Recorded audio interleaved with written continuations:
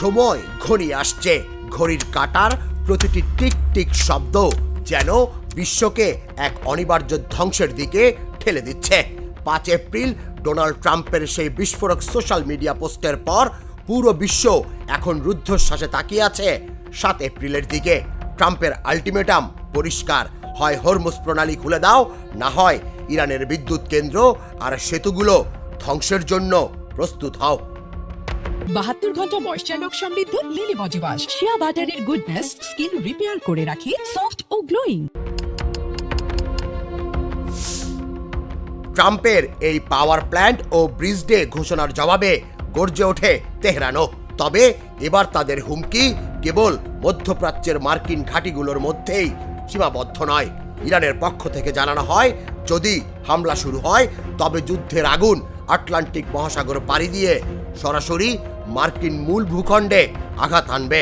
Washington DC থেকে Los Angeles, আমেরিকার ভেতরেই এমন এক অস্থিরতা তৈরির ইঙ্গিত দিয়েছে তেহরান, যা এর আগে কোনো বিদেশি শক্তি কল্পনাও করতে পারেনি। হরমুজ প্রণালীর পর এবার বাব আল মানদেব বন্ধ হওয়ার উপক্রম। বিশ্বের 14% বাণিজ্যের পথ রুদ্ধ হয়ে গেলে ইউরোপ ও এশিয়ার সাপ্লাই চেইন তাসের ঘরের মতো ভেঙে পড়বে। জ্বালানি তেলের বাজারে যে হাহাকার শুরু হয়েছে তা বিশ্ব অর্থনীতিকে ইতোমধ্যেই দাঁড় করিয়ে ফেলেছে এক ভয়াবহ ধসের কিনারে। মার্কিন প্রতিরক্ষা সচিব পিট হেগসেথের মন্তব্য পুরো পরিস্থিতিকে আরো জটিল করে তুলেছে। প্রয়োজনে বোমার মাধ্যমে আলোচনা হবে।